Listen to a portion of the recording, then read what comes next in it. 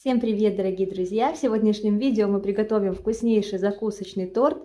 Он отлично подойдет как подарок на 23 февраля или же будет королем любого застолья. Давайте вместе готовить этот вкуснейший торт. Приготовим тесто для коржей. Для этого в ковшике соединяем 125 граммов молока, 125 граммов воды, 70 граммов сливочного масла, 10 граммов растительного масла, пол чайной ложки соли и чайную ложку сахара. Отправляем на огонь.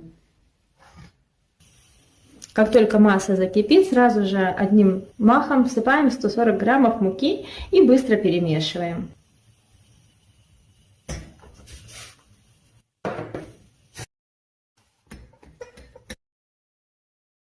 Теперь необходимо тщательно проглаживать, чтобы все комочки муки разошлись и чтобы тесто хорошо заварилось. Держим на плите еще 3-4 минутки, до того момента, пока комок теста станет очень гладким. А на дне нашего ковшика образуется корочка.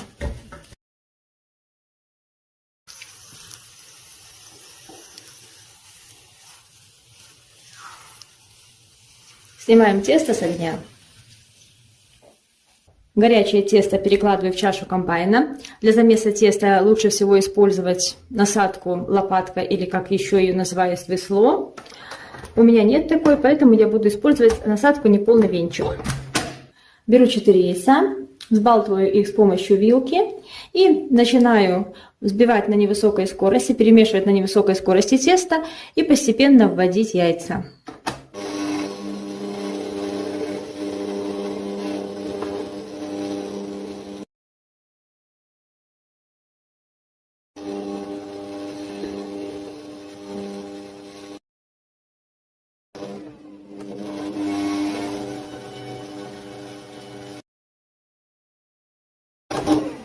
Ввела все яйца, проверю консистенцию теста. Она все еще достаточно густая. Разболтаю еще одно яйцо и введу совсем немножко. Вам может не понадобиться дополнительное яйцо, если они очень крупные. Или если вы, допустим, чуть меньше выпаривали тесто, чем я. Или у вас какая-то другая мука. Перемешиваем. Я добавила 5 яиц. Теперь консистенция теста подходящая. Тесто падает и свисает таким вот язычком. Это хорошо. Теперь вымешиваю тесто еще в течение где-то 3-4 минут. И потом перемещу его в кондитерский мешок, и можно будет формировать наши коржи. Подготовила пергамент хорошего качества, силиконизированный, нарисовала круги диаметром 18 сантиметров с обратной стороны пергамента и наношу тесто на пергамент с помощью кондитерского мешка. И отправляем наши коржи в духовку, разогретую до 180 градусов. Пока выпекаются 2 первых коржа, я сформировала еще 2 коржа. С данного количества теста у меня получилось 4 коржа. Выпекаем коржи до готовности. На это мне понадобилось 40 минут. Вам может понадобиться чуть больше, чуть меньше времени. Все будет зависеть от особенностей вашей духовки. Вот такие классные коржики получаются. Они немножко увеличились в размере во время выпечки. И для того, чтобы подровнять край и сделать коржи более ровными, я обрежу их с помощью резака. Можно просто ножничками подровнять.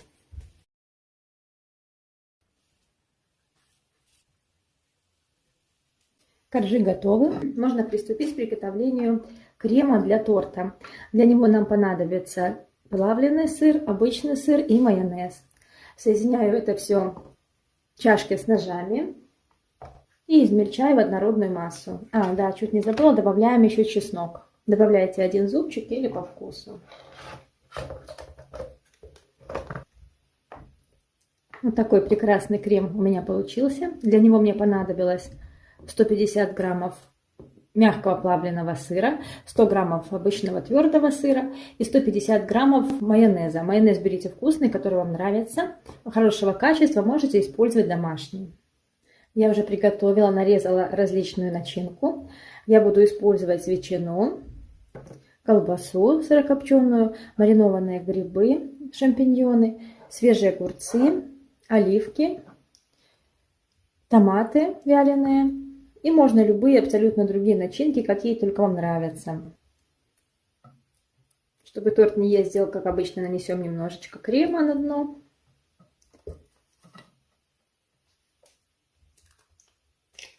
Крем делим примерно на 3 части.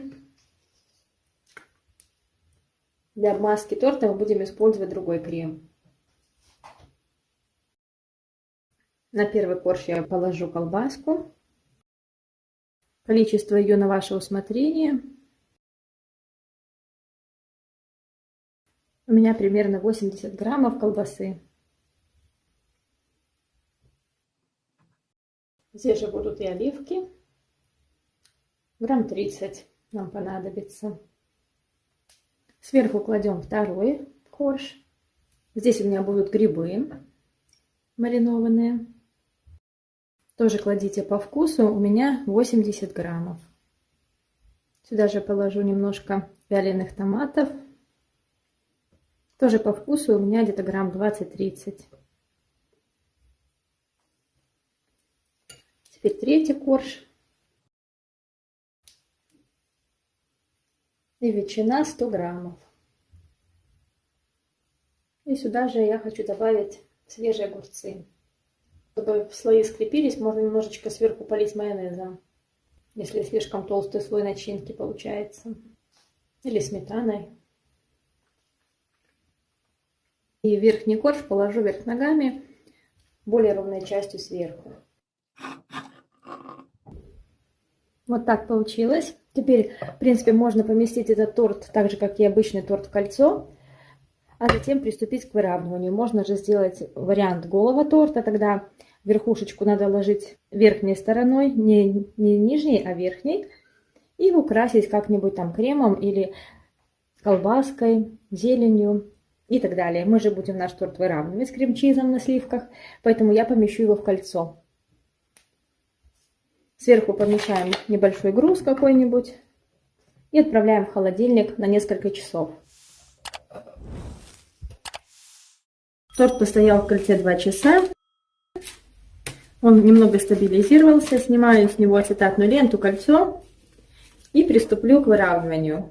Для выравнивания приготовлю крем-чиз со сливками. Холодный крем-чиз и холодные сливки 33% жирности соединяю вместе и взбиваю. Вот такой классный крем получился. У меня 300 граммов творожно-сливочного сыра и 150 граммов жирных сливок. Покрою торт кремом. Выровняли торт немного. И теперь, чтобы сильно не заморачиваться с выравниванием, можно сделать вот такие полосочки на торте. Проводим лопаточкой наискосок. И теперь украсим наш торт чем-нибудь вкусненьким и красивым.